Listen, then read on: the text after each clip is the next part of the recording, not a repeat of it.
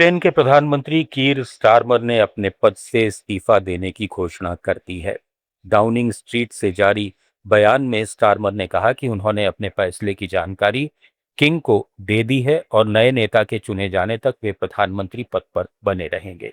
कीर Starmer जुलाई 2024 में प्रधानमंत्री बने थे और उन्होंने लेबर पार्टी को ऐतिहासिक जीत दिलाकर 14 साल पुराने कंजर्वेटिव शासन का अंत किया था।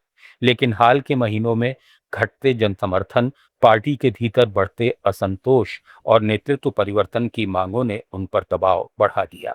रिपोर्ट के मुताबिक लेबर पार्टी अब नए नेता के चुनाव की प्रक्रिया शुरू करेगी। एंडी बर्नहम को स्टारमर का संभावित उत्तराधिकारी माना जा रहा है। स्टारमर के इस्तीफे के साथ ही ब्रिटेन में पिछले एक दशक के दौरान प्रधानमंत्री बदलने का सिलसिला और लंबा हो गया है। Commitment, service and support. I want to thank the brilliant Number 10 staff and our country's extraordinary civil service who dedicate their lives to public service. And when I leave the biggest job in the country, I shall spend more time on the most important job, being the best husband I can to my fantastic wife Vic, who has been a rock by my side through good times and bad, and being the best dad I can to my beautiful children, who are my pride and my joy. Thank you very much.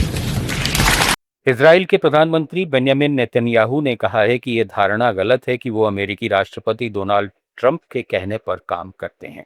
यरूशलेम में एक summit को संबोधित करते हुए Netanyahu ने कहा कि अमेरिका में कुछ लोग मानते हैं कि ट्रंप उनकी बात मानते हैं, जबकि इजराइल में कुछ लोग सोचते हैं कि वे ट्रंप के निर्देशों पर चलते हैं।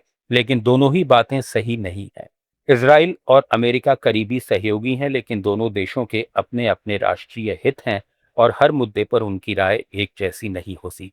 नेतन्याहू ने दोहराया कि इजराइल ईरान को परमाणु हथियार हासिल नहीं करने देगा और इस मुद्दे पर कोई समझौता नहीं करेगा। साथ ही उन्होंने कहा कि जरूरत पड़ने तक इजरायली सेना दक्षिणी लेबनान में बनी रहेगी। मिडिल ईस्ट में जारी तनाव के बीच इजराइल ने दक्षिणी लेबनान में हिजबुल्लाह की एक बड़ी भूमिगत ड्रोन फैक्ट्री का खुलासा किया है। इजरायली सेना के मुताबिक ये गुप्त ठिकाना सीमा से करीब 6 किलोमीटर दूर एक पहाड़ के अंदर बनाया गया था। सेना का दावा है कि इस अत्याधुनिक सुविधा को ईरान के वित्तीय और तकनीकी सहयोग से तैयार किया गया था। यहाँ ईरान से तस्करी कर लाए गए ड्रोन पार्ट्स को जोड़कर हमले के लिए तैयार किया जाता था। इजरायली सैनिकों को परिसर से करीब 50 ड्रोन और 8 टन विस्फोटक सामग्री मिली है। सेना का कहना है कि इन ड्रोन की मारक क्षमता पूरे इजराइल तक पहुंचने की थी। सुरंग नेटवर्क में विशेष लॉन्चिंग शाफ्ट और विस्फोटक रोधी दरवाजे भी मिले हैं, जिनका इस्तेमाल ड्रोन लॉन्च करने के लिए किया जाता था। हिंद महासागर क्षेत्र में बढ़ती रणनीतिक हलचल के बीच अमेरिका के 2 वरिष्ठ अधिकारी 3 दिन के दौरे पर श्रीलंका पहुंचे हैं। इनमें यूएस पैसिफिक एयरफोर्स के कमांडर जनरल केविन श्नाइडर और दक्षिण और मध्य एशिया मामलों के सहायक विदेश मंत्री एस पॉल कपूर शामिल हैं। ये दौरा ऐसे समय में हो रहा है जब चीन श्रीलंका में अपने आर्थिक और रणनीतिक प्रभाव को लगातार बढ़ा रहा है। चीन पहले से हम्बनटोटा बंदरगाह का संचालन कर रहा है और देश में बड़े पैमाने पर निवेश कर चुका है। अमेरिकी अधिकारियों की श्रीलंकाई रक्षा और सैन्य अधिकारियों के साथ बैठकें होंगी, जिनमें समुद्री और हवाई निगरानी, साइबर सुरक्षा, आपदा प्रबंधन और क्षेत्रीय सुरक्षा सहयोग जैसे मुद्दों पर चर्चा होगी। यूक्रेन के सूमी शहर पर रूस के ड्रोन हमले में एक ही परिवार के 3 लोगों की मौत हो गई। मृतकों में 13 साल का एक बच्चा, उसके पिता और 73 साल की महिला शामिल हैं।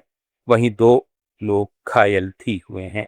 यूक्रेनी अधिकारियों के मुताबिक रूसी ड्रोन ने एक रिहायशी घर को निशाना बनाया। इस बीच दक्षिण पूर्वी शहर जापोरिजिया में भी रूसी हमले में एक महिला की मौत हो गई, जबकि 3 घायल हुए हैं।